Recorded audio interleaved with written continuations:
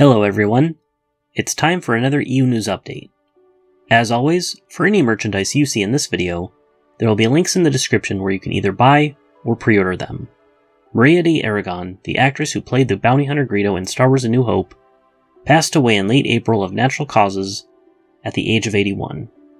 Maria starred in small roles in various movies in the 60s and 70s, such as For Those Who Think Young, Nightmare in the Sun, The Cremators, Wonder Woman, and Teenager.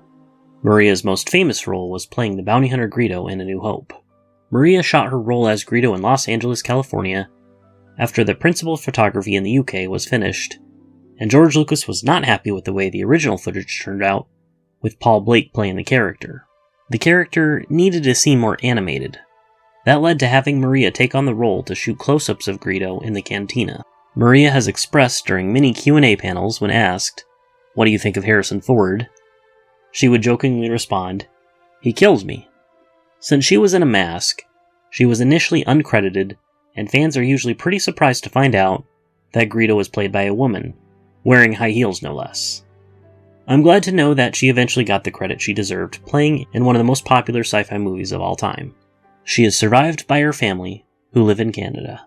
The next few guests for LegendsCon 2 have been announced. On May 25th, the 47th anniversary of when Star Wars first came out to theaters, the LegendsCon Consortium announced 3 special guests to commemorate the occasion. First is Troy Denning, the author of many Star Wars books and book series like Dark Nest, Legacy of the Force, and Fate of the Jedi. Second is Shannon McRandall, the model who has been the likeness for the character Mara Jade in official media. And third is Joe Bongiorno, the creator of Supernatural Encounters and who runs the site StarWarsTimeline.net, which has been on the forefront of finding rare, obscure, and hard-to-find Star Wars stories. These 3, alongside John Whitman, Dan Wallace, and Kevin J. Anderson, will be at LegendsCon 2 at College Park Center at Arlington, Texas on March 15th and March 16th of 2025. Shannon McRandall is also going to be at Contropolis, New Jersey on July 13th and July 14th of 2024. The YouTube channel Chaos Productions is making a LEGO animated fan film of Darth Maul, son of Dathomir, and it looks really good.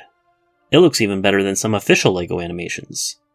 Son of Dathomir isn't my favorite story, because it feels more like Disney canon than Legends, but this is a weird comic that may be both. But whatever. I would love if Chaos Productions made more LEGO animations of other Star Wars comics, specifically from the EU. In sadder news, the YouTuber Star Wars Fan Animations, who is currently working on a Shadows of the Empire fan film, is dealing with a corrupted hard drive after a power outage, and can't access his files. He's currently trying to figure out ways to salvage his project, but may have to pay someone who can hopefully recover that data. If you want to help support him, you can donate to him directly on Patreon, Ko-Fi, or his merchandise store. I wish him the best of luck. In book news, we have a lot to go over. On June 4th, the Essential Legends Collection Wave 10 was released. Books in this wave include 501st, an Imperial Commando novel, the Lando Calrissian Adventures, and Iron Fist. Also, Iron Fist received its own unabridged audiobook for the very first time. Like the rest of the Essential Legends Collection waves, these books are reprinted with new cover art in the trade paperback format. Speaking of which, the cover art for the books in Wave 11 have also been revealed. We have the Force Unleashed cover with Galen Merrick kneeling before Vader. Looks badass enough. The Han Solo Adventures is okay. For some reason it looks a bit retro-inspired. And having Jabba on the cover is an interesting choice, especially since he doesn't appear in the book at all. And Solo Command looks to follow the artistic look of the other books in the Wraith Squadron series. I have to commend them for putting Runt on the cover in all his horse-headed glory. Alongside these new covers, The Force Unleashed is also going to receive its own unabridged audiobook for the very first time. Wave 11 is set to be released on November 5th, 2024. On June 11th, Star Wars The Rebellion Omnibus Volume 2 was released. Months after the Death Star's destruction, the Rebel Alliance continues the fight to dismantle the Empire, if they can stay alive. As Darth Vader closes in on the Rebels, an old friend of Luke's is the only one who can stop an Imperial victory. But which side will he choose? Boba Fett takes on a series of deadly assignments, including a seemingly impossible mission to prove that he's still the best game in town. Luke and Leia are faced with dangerous missions of their own, with Vader himself in pursuit. This book collects River of Chaos, Star Wars Empire issues 28 through 40, Star Wars Rebellion issues 1 through 16, Boba Fett Overkill, Boba Fett 1/2, and Splinter of the Mind's Eye, plus material from Star Wars Knights of the Old Republic issue 0 and Star Wars Tales. Also, you can expect a review for this omnibus on the channel very soon. Also, one of the very first hardcover omnibus collections is getting a second printing. The Old Republic, which came out way back in July 2021 and collects the entirety of the Knights of the Old Republic comic run, will be republished again in March 2025, which is great, because this omnibus is one of the harder ones to find, and goes for very high prices in the secondary market. If you can't wait until then, or prefer it in the paperback format, the Star Wars Epic Collection The Old Republic Volume 1, which contains issues 1 through 18 of the Knights of the Old Republic comic run, has also been reprinted and was released on June 18th. On July 16th, the Thrawn Trilogy in comic form will also be reprinted in a paperback format. One of the most popular Star Wars stories of all time, 5 years after the glorious Rebel victory against the second Death Star, Luke Skywalker remains the last of the Jedi. Han Solo and Princess Leia are married and have taken on many of the burdens of stabilizing the fledgling New Republic. But the galaxy is not safe. The last of the Emperor's military masterminds, Grand Admiral Thrawn, is ready to seize his chance to control the remaining Empire and the galaxy. This book is now available for pre-order. In merchandise news, we have so much to go over. In the Black Series, the Bounty Hunter Bosk is receiving a reissue in the Archive Collection. If you missed your chance to get this bloodthirsty Trandoshan and don't want to pay a lot of money on the secondary market, this reissue is set to be released on July 6th, 2024, and is now available for pre-order. Also set to be reissued in the Black Series is the Keldor Jedi Master Plo Koon, respected for his level-headed analysis of events and unflappable calm. Also, he used Force Lightning that one time. Plo Koon is set to be released on July 21st, 2024, and is now available for pre-order. Speaking of Plo, he is also going to be released as a Premier Collection statue from Gentle Giant. Limited to only 1,000 pieces, it comes packaged in a full-color box with a numbered certificate of authenticity. The Plo Koon statue is set to be released around Q1 of 2025. Also from Gentle Giant, we are getting a Premier Collection statue of Dark Empire Luke Skywalker. Interestingly enough, we did just get the announcement of a Dark Empire Luke as a 6th scale figure last month, so I wonder why this specific Luke Skywalker is getting so much attention lately. This 12-inch statue of Luke with his black cloak and red lightsaber is based on his appearance in the Dark Empire comics. It is limited to 3,000 pieces and is now available for pre-order. It is expected to ship around Q1 of 2025. From Hot Toys and Sideshow Collectibles is the 6th scale figure of Jedi Master Kit Fisto, a striking example of an alien Jedi, a Natolin with large eyes, and a gathered tangle of flexible, tentacle tresses extending from his head.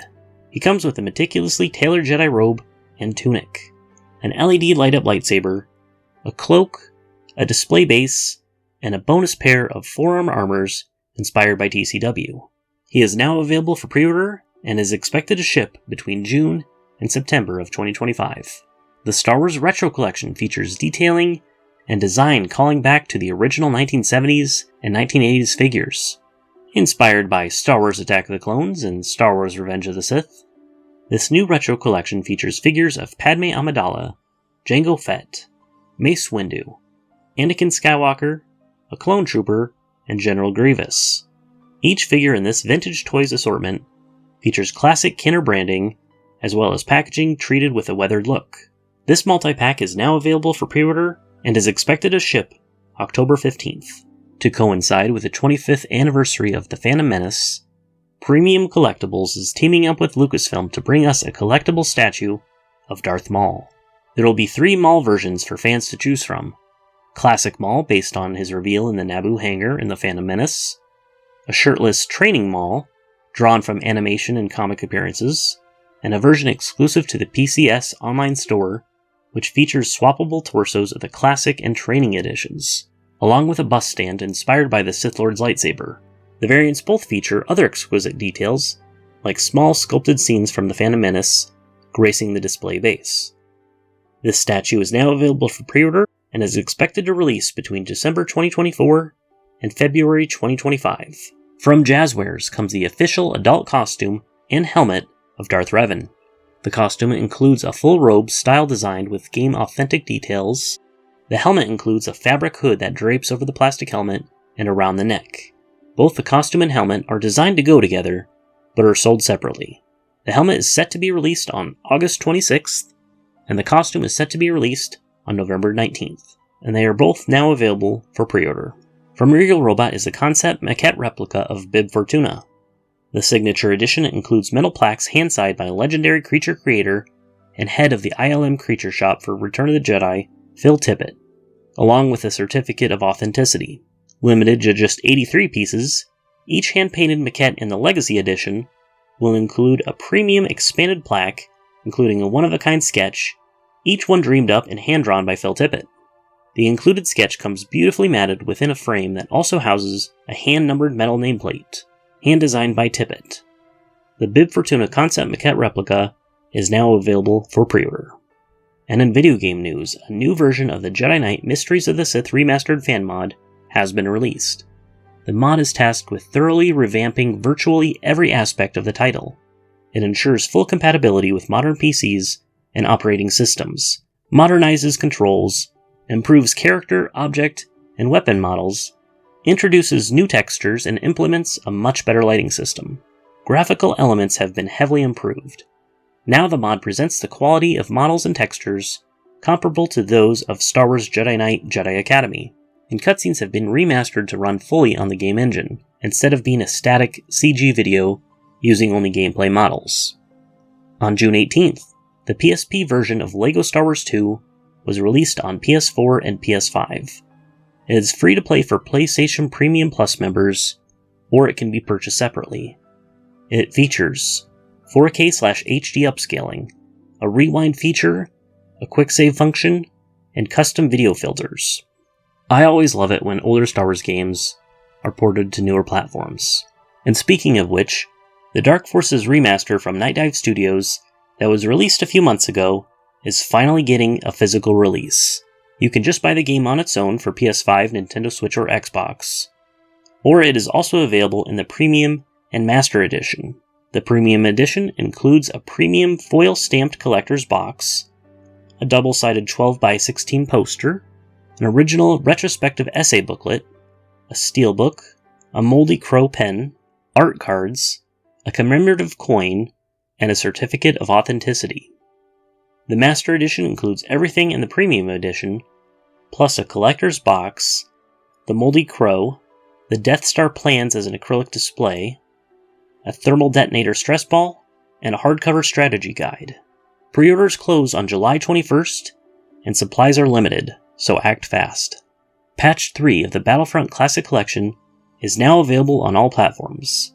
As you may already know, this game was released in a disastrous, buggy state, but at least now Aspyr is finally fixing up some of those bugs and glitches with these patches. Update 3 brings further improvements to server stability. It also fixes various issues with the game crashing unexpectedly.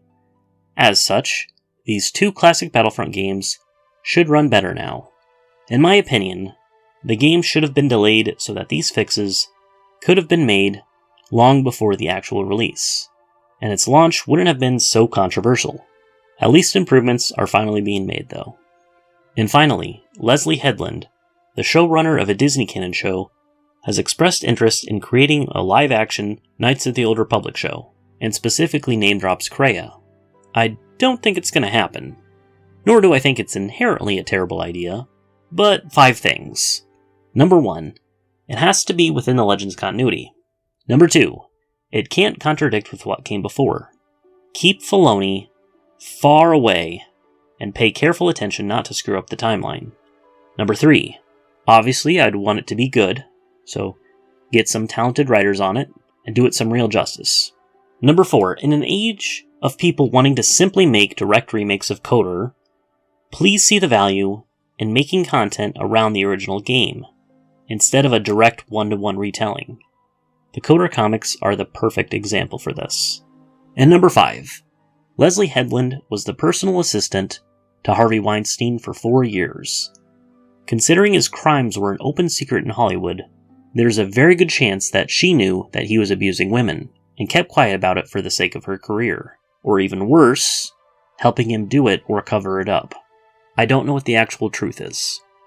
But as unlikely as it is, if she does end up making an amazing live-action Coder show, I don't know if I can support something if it's created by an evil person. But what do you all think? Let me know in the comments below.